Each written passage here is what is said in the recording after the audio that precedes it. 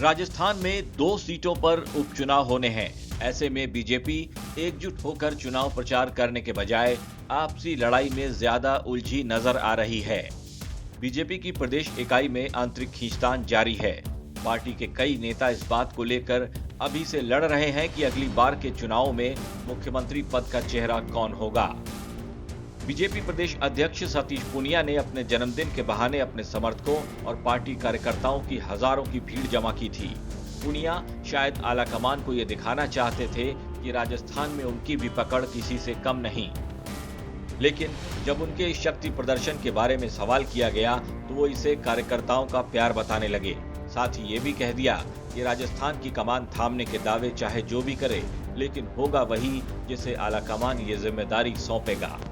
विधानसभा चुनाव से पहले क्या इसको शक्ति प्रदर्शन माना जाए आपका? देखिए, हम लोग जन्मदिन हमेशा मनाते रहे, लेकिन ये मेरे लिए भी ताज्जुब की बात है कि बिना किसी सूचना के इतनी बड़ी संख्या में कार्यकर्ता का आना ये संकेत करता है कि पार्टी का कैडर पार्टी के बीच में रहने वाले कार्यकर्ता को प्रेम भी करता है और उसको आगे बढ़ने की प्रेरणा देता है। सतीश जी, आप कह रहे हैं प्रेरणा देता है, आपके लिए प्रेरणादायक है ये।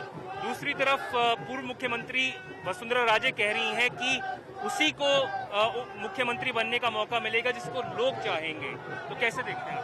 ये स्वाभाविक सी बात है, राजनीति में सबको साथ लेकर चलना, लेकिन पार्टी का कैडर अपने आप में बड़ी ताकत और कैडर के पीछे 36 कौम के लोग चलते हैं। तो मुझे लगता है हमारा मिशन व्यक्तिपरक नहीं होकर संस्थागत है। हम भारतीय जनता पार्टी को 2023 में मजबूती से स्थापित करें और आगे अनंतर अजय बनाएं। प्रबल दावेदार हैं बीजेपी के। मैं पहले ही कह चुका हूं और केंद्र का संसदीय दल कह चुका है कि व्यक्ति के खुद के बनने से नहीं, पार्टी का संसदीय दल तय करेगा, वही पार्टी का नेता होगा और वो समय आएगा, उस समय पार्टी जैसा आदेश देगी हम उसकी पालना करेंगे।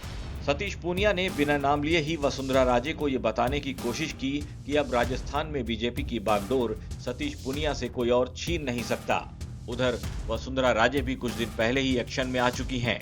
केंद्रीय मंत्री गजेंद्र सिंह शेखावत की माताजी के निधन पर अपनी शोक संवेदना व्यक्त करने जोधपुर पहुंची राजे ने शेखावत के घर जाने के बाद पार्टी कार्यकर्ताओं से एक एक कर मुलाकात की और सबसे ये अपील भी की कि अब एक साथ मिलकर चलने का वक्त आ गया है। सभी कार्यकर्ता हम लोगों के तैयार हो जाएं। अब 2324 का युगल बजाना है, तैयार होके अपने निकल के और मजबूती से रण मैदान पे आ जाएं।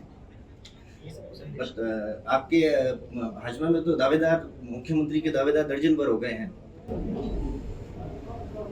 ऐसा है कि खुद से चाहने से तो ये नहीं होता है, जनता क्या चाहती है वो बहुत जरूरी है। और एक चीज ध्यान में रखने की जरूरत है कि 36 के 36 को हमको प्यार करना है और उनका प्यार जिसको मिलेगा वही आगे चल के राज करेगा। शायद वसुंधरा राजे को इस बात का यकीन है कि आज नहीं तो कल अगले विधानसभा चुनाव से पहले बीजेपी उन्हें राजस्थान की बागडोर थमा ही देगी। लेकिन वसुंधरा राजे का ये सपना पूरा होना इतना आसान भी नहीं लग रहा, क्योंकि प्रदेश में बीजेपी जिस तरह से गुटों में बढ़ चुकी है, उसके बाद इन सभी नेताओं का एक साथ आना इतना आसान भी नहीं। बहरहाल 2023 के चुनाव में अभी वक्त है। सियासी जानकार मानते हैं कि पार्टी राजस्थान में उसी नेता को चुनाव की बागडोर सौंपेगी जो बीजेपी को ज्यादा सीटें दिलवा सके। लिहाजा वसुंधरा हो या फिर पूनिया अभी से खुद को एक दूसरे से ज्यादा काबिल साबित करने की कोशिशों में जुट गए हैं। जोधपुर से अशोक शर्मा के साथ ब्यूरो रिपोर्ट, राजस्थान तक।